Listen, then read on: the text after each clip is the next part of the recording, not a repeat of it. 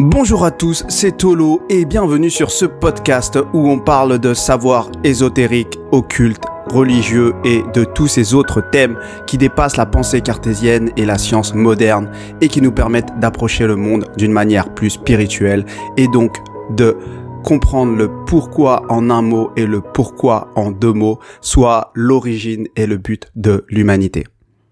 Alors, dans le podcast précédent, j'ai fait un zoom sur certains principes, notamment les principes d'involution et d'évolution, pour finalement comprendre la raison et les buts de ces mouvements.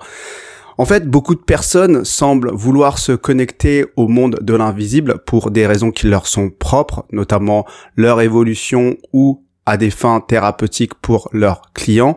Et je trouve ça très à la mode, en particulier dans le New Age, et c'est assez inquiétant, et donc j'avais envie de préciser et d'aller plus loin dans la catégorisation de certains êtres, on va dire désincarnés, parce qu'on parle beaucoup donc de bas astral et donc finalement de l'état vibratoire pour trier ce monde de l'invisible, mais on ne parle pas du mouvement auquel ces êtres sont soumis consciemment ou inconsciemment. Et donc, on se pose pas assez la question, déjà, si nous, est-ce que nous involuons ou nous évoluons? Et qu'est-ce que ça veut dire au fond? Et est-ce que les êtres avec qui on travaille ou avec qui certains communiquent évoluent ou involuent? Et encore une fois, je répète que l'involution et l'évolution sont des mouvements naturels et je ne mets pas d'étiquette ni de bien ni de mal.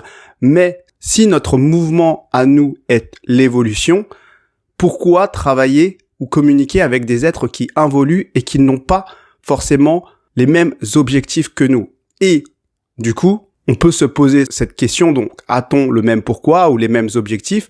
Et surtout, est-ce que nous-mêmes, nous connaissons exactement le mouvement intérieur que nous souhaitons faire, involution ou évolution? Et donc, le fait de ne pas en parler, je trouve que ça prive le discernement de certaines personnes qui vont s'amuser à communiquer avec ce monde-là de manière très risquée. Et donc là, je vais faire un zoom sur le mouvement d'involution, car il faut comprendre tout l'enjeu et tout le risque que peuvent apporter le travail avec certains êtres, et notamment ce qui est prôné par le New Age. Et vous comprenez que cette série que je suis en train de faire, c'est un peu une critique du New Age, et c'est surtout que il faut absolument nommer les choses. Et donc, je le fais par étapes pour que ce soit plus pédagogique. Et donc, je vais simplement revenir à un exemple assez simple qui parlera à tous ceux qui ont déjà voyagé, notamment en Asie ou ailleurs. Il existe en fait dans certaines cultures d'Asie, notamment en Thaïlande, dans les pays les plus connus d'Asie, ou les plus touristiques du moins, Thaïlande, Indonésie, etc. On peut voir un peu partout dans la ville, et quand je parle d'Indonésie, je parle bien sûr plus de Bali, qu'ils vont faire des offrandes de nourriture un peu partout. Et en général, ce qu'ils offrent, donc c'est des fruits, etc. Et donc, quand ils font ces offrandes dans leur culture, ils le font pour des esprits et pour des raisons qui leur sont propres, peut-être parce que ça peut être pour ne pas être attaqué par ces esprits, ou peut-être ça peut être pour garder la protection de ces esprits. Peu importe, ils ont leurs raisons. Mais ce que je veux vous faire réaliser ici, c'est que dans cette superstition, dans cette croyance que n'importe quel finalement voyageur peut constater, c'est que les Thaïs et les Balinais ou autres ont conscience qu'il existe des êtres invisibles qui se nourrissent donc du plan matériel et donc un plan qui est plus dense que le plan d'existence de ces êtres. Et donc tout ça pour illustrer que certains êtres désincarnés, certains esprits, certaines entités aux présences ont leur conscience, leur polarisation dirigée vers la matière et donc elles involuent. Et donc il y a plusieurs constats à faire de ça, c'est que d'une part, ces êtres interagissent avec le plan matériel, donc à travers les humains qui ont conscience de leur présence et donc de leur existence et donc qui vont potentiellement interagir à travers des offrandes, et de deux, c'est qu'ils se nourrissent d'un plan qui n'est pas le leur, et donc dans ce cas qui est plus dense. Et donc, par contraste, vous comprenez bien que aucune force lumineuse, angélique, archangélique ou autre, ne se nourrirait de vibrations plus basses, donc de vibrations matérielles. Ça n'a aucun sens. Ils sont dans un cycle d'évolution, et comme je l'ai dit dans le podcast précédent que je vous invite à écouter, eux regardent vers le haut. Donc, ils vivent dans leur plan, Et s'ils avaient à se nourrir de quelque chose, ce serait de quelque chose de plus lumineux. Et donc, c'est là où je veux en venir, c'est cette règle un peu plus générale et qui est très importante, c'est que les êtres cherchent à se nourrir dans des plans qui correspondent soit à leur plan d'existence, soit au plan d'après, selon leur mouvement. Et donc, les êtres qui involuent se nourrissent dans des vibrations plus denses et ultimement vers le plan de la matière qui est le nôtre, et les êtres qui évoluent se nourrissent de plans beaucoup plus subtils, lumineux, voire ultimement divins. Tout ça pour dire qu'on va chercher à rentrer en contact avec des plans qui servent notre mouvement. Et donc, il existe une catégorie d'êtres désincarnés qui sont attirés par la matière, qui ont pour objectif la matière. Et donc, que finalement, on peut attirer, nous, en tant qu'humains, ou nourrir à travers certains éléments. Et donc, les tailles ou les balinais utilisent par exemple les fruits, mais qu'est-ce qui se cache derrière les fruits? C'est l'énergie vitale. Et l'énergie vitale est une énergie qui permet de donner vie à la matière. C'est pour ça que c'est une énergie quelque part qui est importante. Et donc, la nourriture est un type d'énergie vitale, on va dire assez soft, mais il en existe d'autres et ça peut monter en puissance en fonction finalement de l'énergie qu'on veut mettre sur la table. Donc l'énergie sexuelle est quelque chose d'encore plus fort et encore plus fort, c'est le sang. Donc le sang est évidemment une énergie vitale et plus on monte en degré de pureté entre guillemets au niveau du sang, plus l'énergie est attractive pour ces êtres qui involuent. Donc ça peut être du sang animal, du sang humain, certains vont dire du sang de personnes pures et donc ils vont chercher les personnes les plus jeunes et vous comprenez un peu toute la logique derrière les rites, les sacrifices sataniques qu'il peut y avoir où on communique, voire on collabore avec des énergies qui sont attirées par la matière. Et donc ces êtres désincarnés, attirés par la matière, en échange de cette énergie vitale qui va les nourrir, vont pouvoir réaliser des choses pour nous et qui vont impacter le plan matériel. Et donc, ces choses qu'elles vont réaliser, elles vont le réaliser à travers des plans plus subtils, donc de l'ordre de l'émotion, de la pensée, ou voire pour les plus puissantes, encore des plans plus élevés comme les annales akashiques, etc. Mais leur impact sur ces plans-là vont automatiquement impacter la matière pour potentiellement servir des désirs matérialistes, humains ou autres. Et donc c'est ça toute la logique d'ailleurs des pactes sataniques, etc. C'est finalement ce donnant-donnant entre ce qu'on leur donne sur un certain plan matériel ou de l'ordre de l'énergie vitale et ce que eux nous donnent en contrepartie. Donc là, je prends un exemple qui va volontairement loin pour vous faire comprendre ces transactions qu'il peut y avoir entre les différents plans et les différents êtres en fonction des plans d'incarnation. Mais en réalité, des êtres qui involuent, il y en a de toutes sortes. Il y a en fait ces êtres qui sont dans leur cycle finalement naturel et normal. Et donc, c'est normal qu'ils sont dans ce process d'involution. Il y a ces êtres désincarnés dans des plans plus subtils et normalement plus lumineux qui vont se rebeller contre le divin et qui vont détourner leur regard du ciel pour se tourner vers des vibrations beaucoup plus denses et regarder la matière. Parce que ces vibrations-là sont synonymes aussi de libre arbitre, d'expérience dans un plan d'existence plus dense et plus chaotique et finalement de s'éloigner finalement de la vibration du père ou de l'autorité du père. Donc, je l'ai expliqué dans le podcast précédent, tout ça pour dire que ils sont dans des vibrations hautes, mais leur regard est tourné vers la matière et donc ils désirent la matière et donc influer dessus et donc ils sont dans ce process d'involution. Mais il y a aussi des êtres désincarnés qui étaient des personnes vivantes et qui sont par exemple décédées, qui n'ont jamais compris le sens de leur existence et donc de l'évolution, qui ont toujours été dans des problématiques tournées vers des problématiques matérielles et qui, à leur mort, restent attachés à la matière et souhaitent retourner à la matière qui est le plan de vie ultime pour eux et peut-être le seul et unique.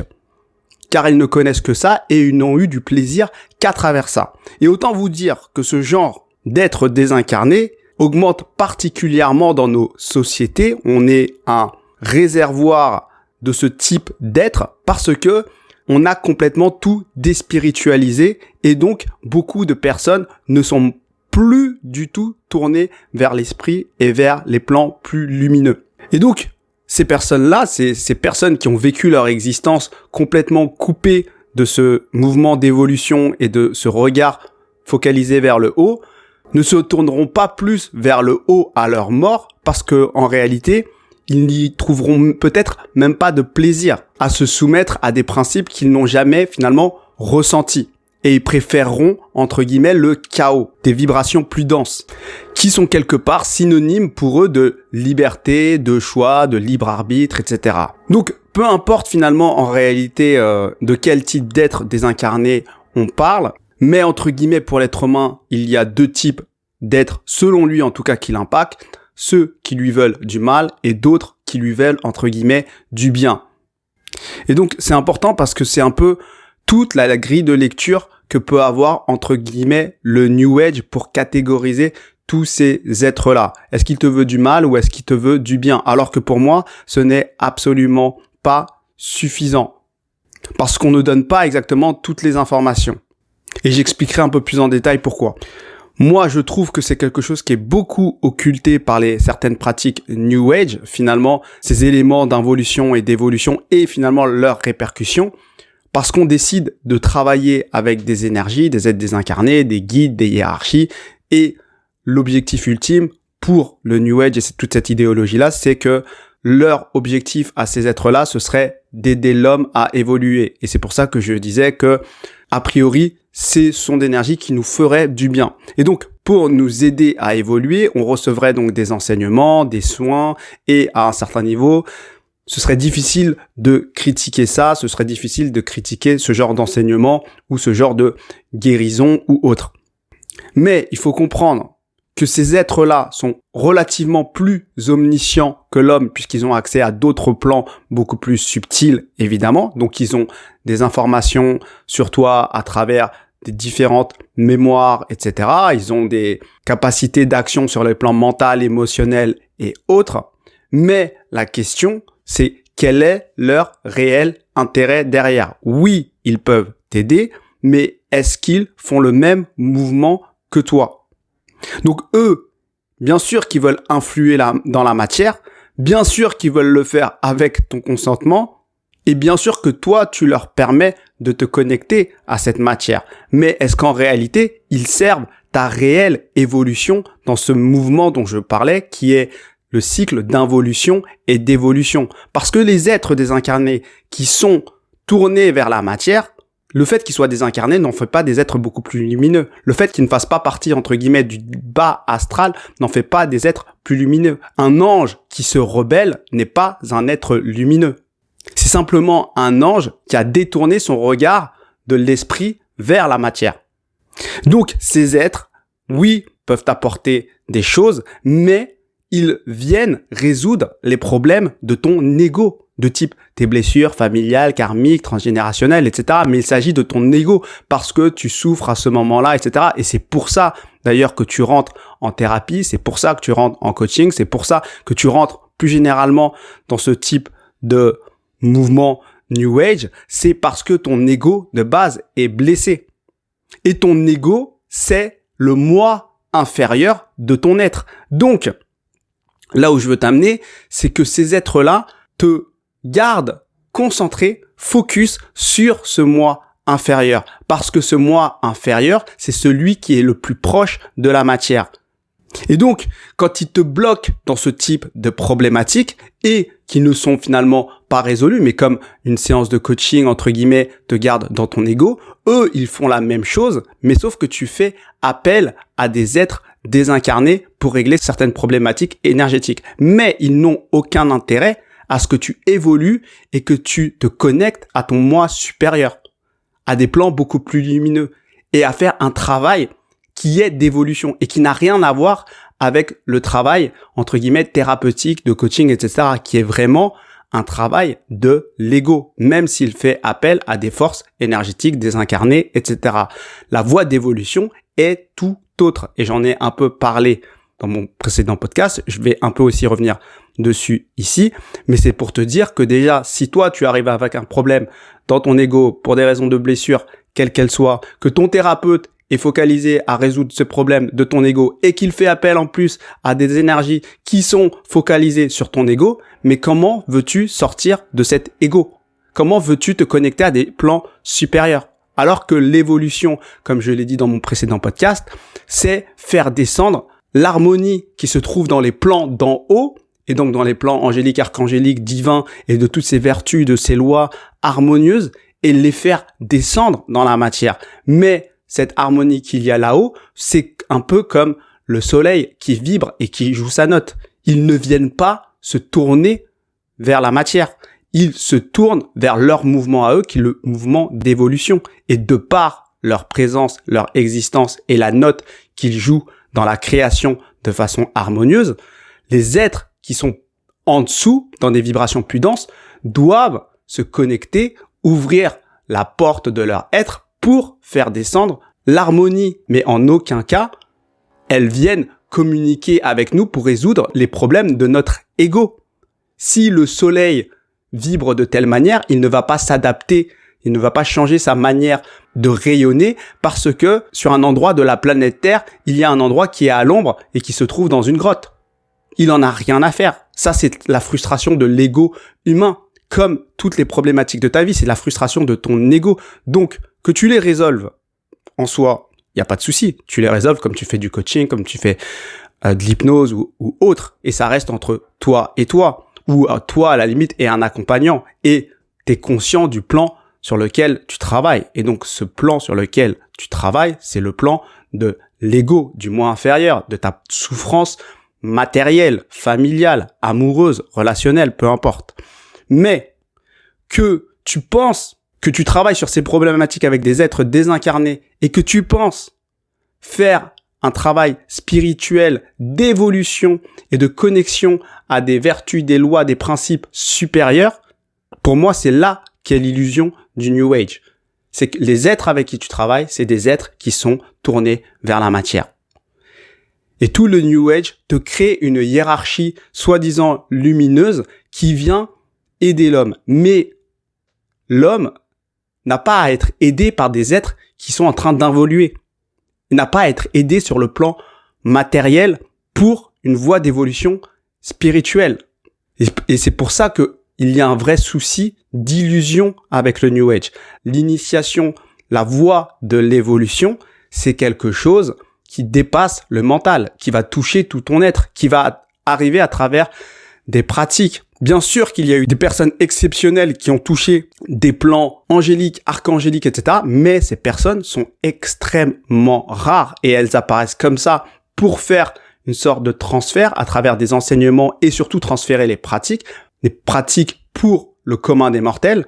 Mais la voie ésotérique, elle reste très très peu accessible au commun des mortels. Et c'est pas pour tout le monde. Et c'est pas fait pour tout le monde, d'ailleurs.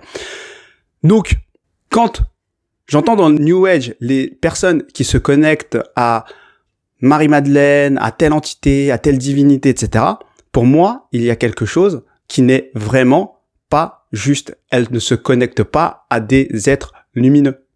Lumineux dans le sens de l'évolution. Et c'est pour ça que j'ai fait ces podcasts sur l'involution, l'évolution, que je fais un zoom ici. C'est pour vous faire comprendre la logique qu'il y a derrière et que, en fait, le chemin de l'évolution est très différent de ce que propose le New Age, qui est finalement un chemin qui est très finalement centré sur l'homme, où on dirait que toute la création tourne autour de l'homme et que toutes les forces sont là pour aider l'homme.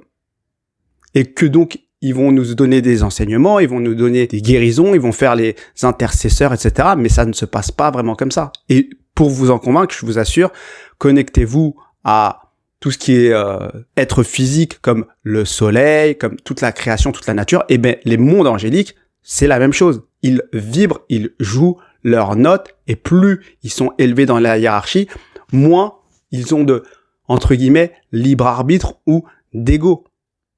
Mais ce que je veux dire, c'est que nous sommes le plan où il y a le plus d'ego, parce que nous pouvons influer sur la matière, et nous sommes dans les vibrations les plus chaotiques, entre guillemets. Donc voilà ce que j'avais envie de vous partager aujourd'hui. Je vais essayer de faire une synthèse un peu plus tard sur le New Age avec toutes les notions que j'ai abordées ici pour qu'on puisse comprendre les limites de cette idéologie-là et qu'on puisse discerner si oui ou non on travaille avec telle ou telle chose ou pas.